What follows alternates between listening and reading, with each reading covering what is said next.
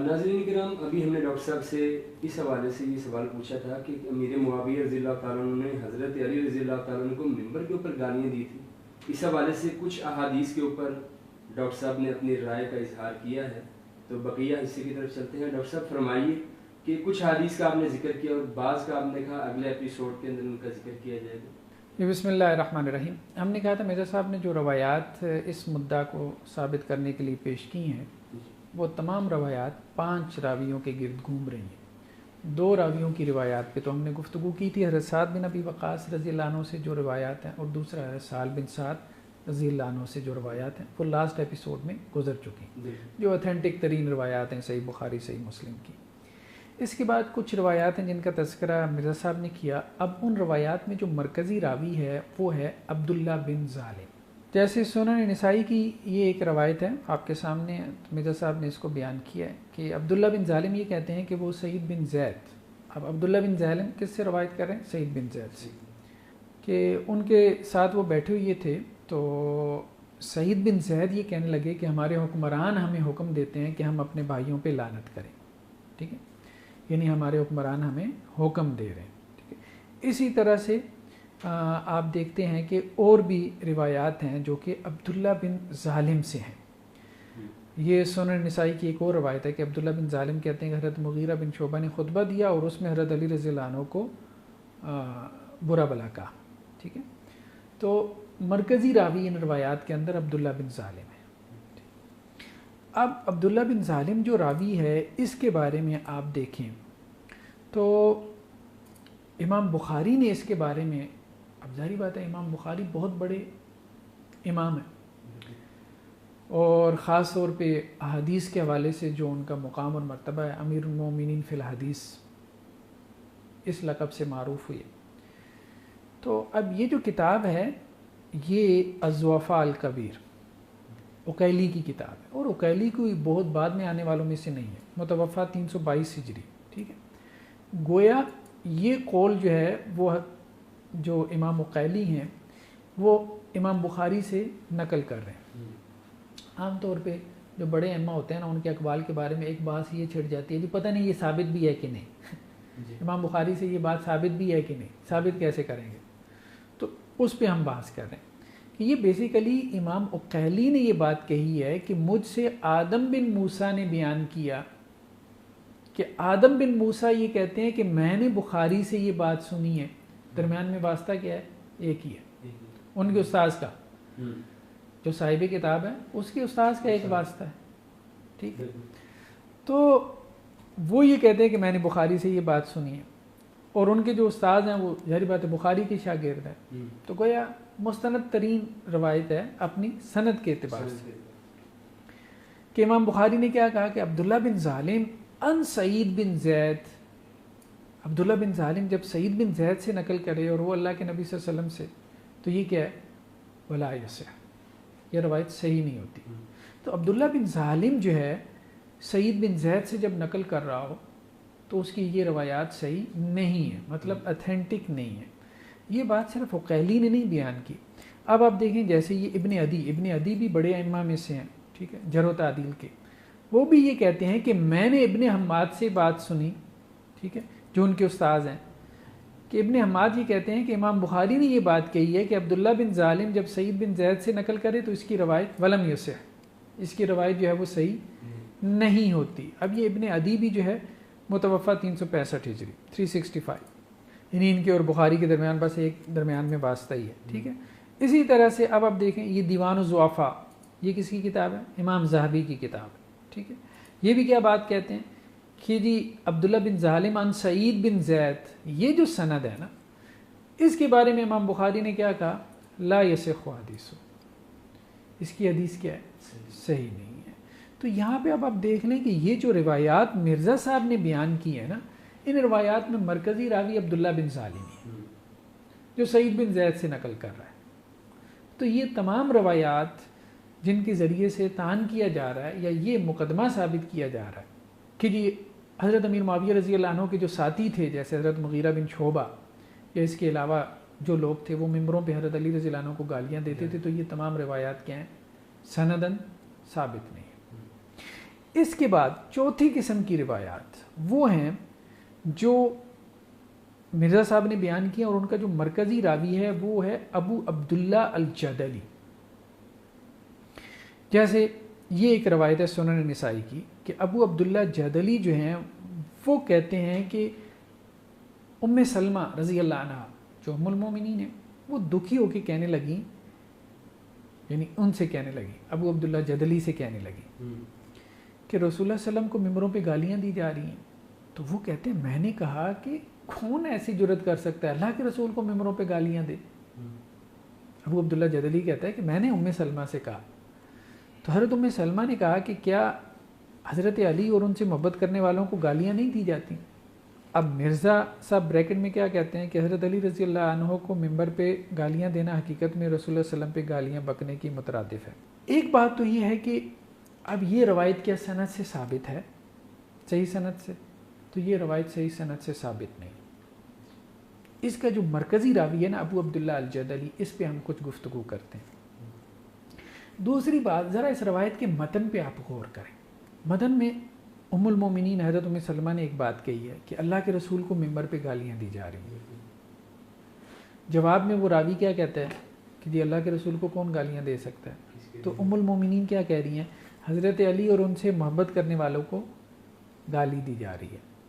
تو گویا حضرت علی اور ان سے محبت کرنے والوں کو گالی دینا کیا ہے؟ نبی صلی اللہ علیہ وسلم کو گالی دینا.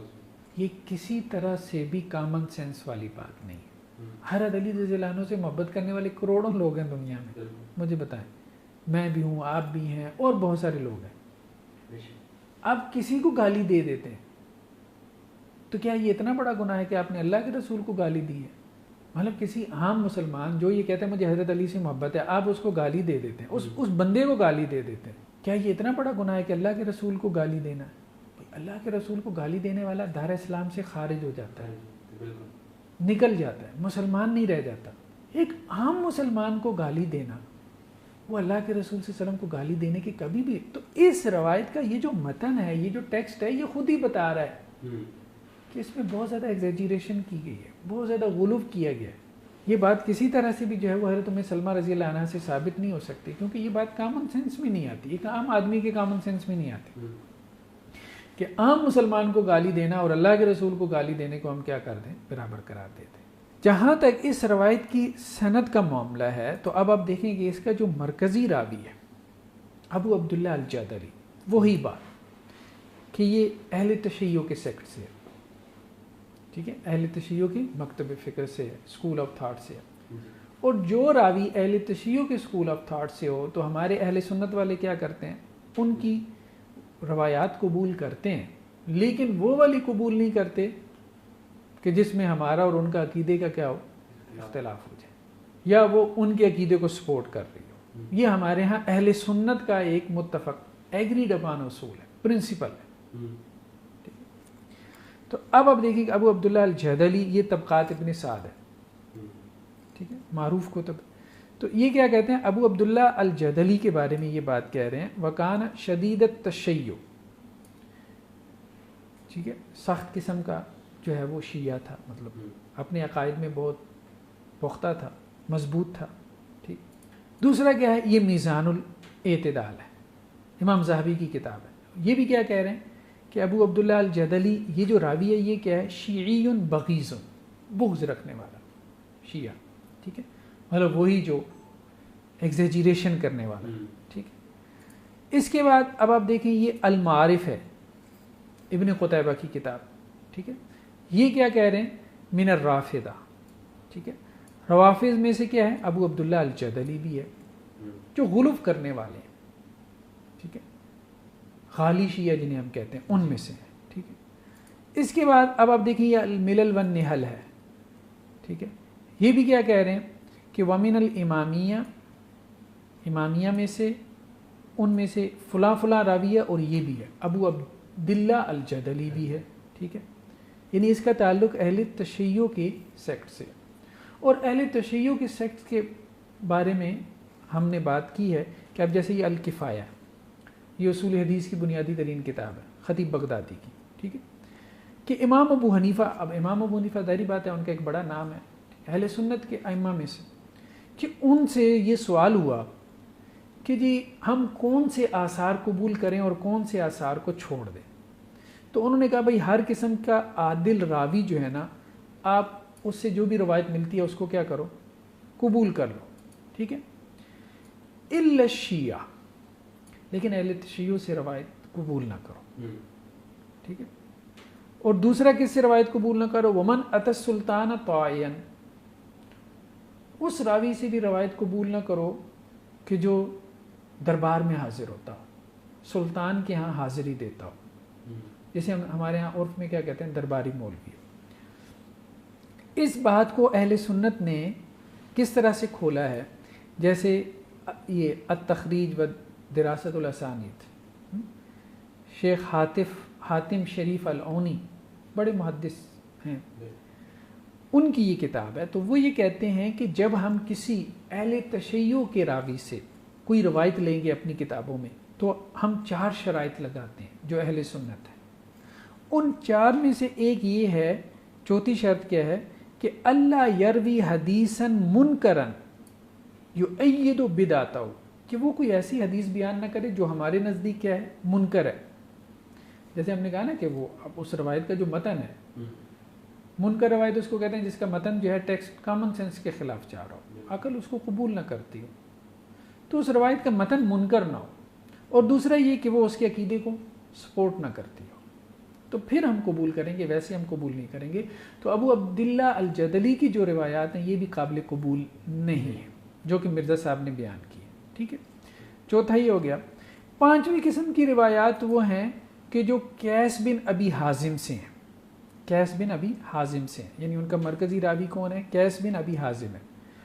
اب یہ وہ روایات ہیں کہ جن میں کسی کو بھی اختلاف نہیں ہو سکتا, ٹھیک ہے. مثال کے طور پہ یہ مستدرک حاکم کی روایت ہے.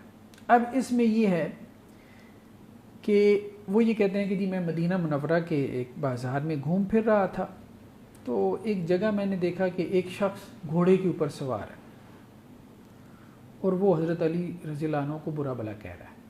اتنے میں حضرت سعد بن ابی وقاص آ گئے, تو انہوں نے کہا کہ یہ کیا کہہ رہا ہے. لوگوں نے کہا جی یہ حضرت علی رضی اللہ عنہ کو گالیاں دے رہا ہے. تو حضرت سعد بن وقاص جو ہے کہا کہ جی یہ کیسا مطلب گستاخ شخص ہے جو حضرت علی رضی اللہ عنہ کو جو ہے وہ اس طرح سے برا بھلا کہہ رہا ہے. تو ان سے تو مطلب کوئی زیادہ علم رکھنے والی کوئی شخصیت نہیں تھی. تو حضرت علی رضی اللہ تعالی عنہ کو برا بھلا کہنے پہ مطلب حضرت سعد کو اتنا زیادہ غصہ آیا کہ انہوں نے اس شخص کے لیے بد دعا کی, اور اسی مجمع کے اندر جو ہے وہ اس کی سواری کیا ہے, اس نے اس کو پٹاخ کے دے مارا اور اس کا جو دماغ تھا وہ پھٹ کے باہر نکل آیا. اب ہم یہ کہتے ہیں کہ مرزا صاحب اگر یہ روایت ٹھیک ہے, صحیح ہے, تو اس کا مطلب یہ ہے کہ حضرت علی رضی اللہ عنہ کو کوئی گالی دیتا تھا تو اس کا تو یہ انجام ہو جاتا تھا. پھر آپ کیسے کہہ سکتے ہیں کہ جی لوگ ممبروں پہ گالیاں دیتے تھے اور ان کا یہ انجام نہیں ہوتا تھا. ایک طرف تو آپ یہ ثابت کر رہے ہیں, تو ٹھیک ہے ہم مان لیتے ہیں, ہم اس کو مانتے ہیں, یہ روایت صحیح ہے, ٹھیک ہے. لیکن اس روایت سے یہ ثابت ہوتا ہے کہ جو یہ کرتا تھا تو اس کا تو یہ انجام ہو جاتا تھا, تو باقیوں کا کیوں نہیں ہوا اگر انہوں نے ایسا کیا ہے. تو یہ روایت تو خود آپ کے مقدمے کے خلاف جا رہی ہے.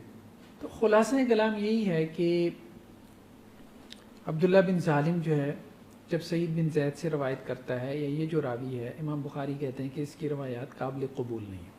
اسی طرح ابو عبداللہ الجدلی جو راوی ہے وہ بھی چونکہ اہل تشیع کے مکتب فکر سے ہے تو اس کی بھی وہ روایات قابل قبول نہیں ہیں, ٹھیک ہے. چوتھا قیس بن ابی حازم کی جو روایات ہیں ہم ان کو قبول کر لیتے ہیں, لیکن ان کو قبول کرنے کا مطلب یہ ہے کہ مرزا صاحب کا مدعا جو ہے وہ الٹا پڑ جاتا ہے, وہ ثابت نہیں ہوتا. تو خلاصہ کلام دونوں ایپیسوڈ کا یہی ہے کہ حضرت علی رضی اللہ تعالی عنہ کے حوالے سے کوئی ایسی اسٹیٹ لیول پہ موو نہیں چلائی گئی تھی حضرت امیر معاویہ رضی اللہ عنہ یا ان کے ساتھیوں کی طرف سے کہ خطباء جو ہے وہ جمعے والے دن ممبر پہ چڑھ کے حضرت علی رضی اللہ عنہ کو گالم گلوچ کرتے ہوں.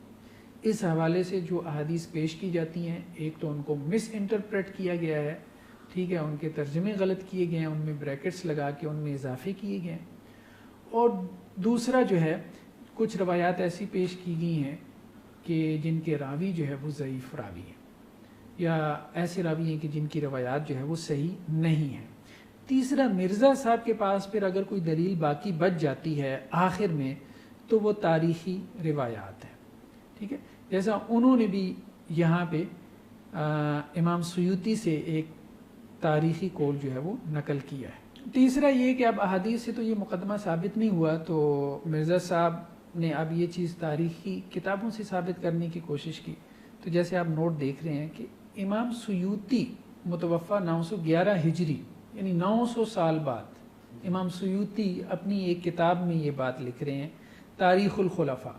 اب یہ تاریخ کی کتاب ہے نا، اوپر آپ ہیڈر کیا چلا رہے ہیں؟ ہیڈر آپ یہ چلا رہے ہیں کہ صرف قرآن اور صحیح الاسناد احادیث، کہ ہم بیان کریں گے اپنا مدعا، اپنا مقدمہ صرف قرآن اور صحیح احادیث۔ پھر آپ نعرہ یہ لگاتے ہیں کہ نہ میں بابی نہ میں وابی، میں تو بابوں کو کوٹ ہی نہیں کرتا، میں تو بابوں کو مانتا ہی نہیں ہوں، میں تو صرف قرآن اور حدیث کی بات کرتا ہوں۔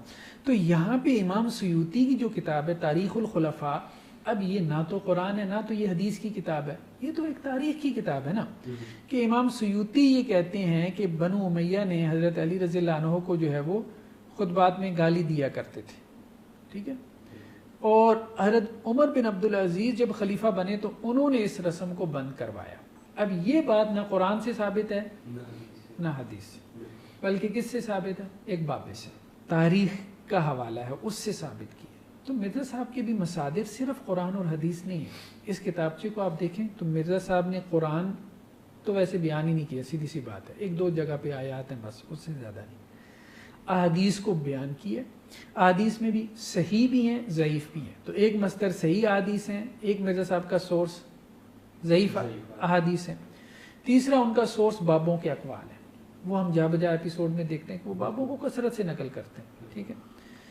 چوتھا جو ہے وہ ان کے اپنے فٹ نوٹس ہیں، اور پانچواں جو انہوں نے بریکٹس لگائی ہیں ترجموں کے اندر، جو انہوں نے اضافے کیے ہیں جن کی کوئی ضرورت نہیں تھی، ان کے بغیر بھی ترجمہ سمجھ میں آ رہا تھا، کمپلیٹ ترجمہ تھا۔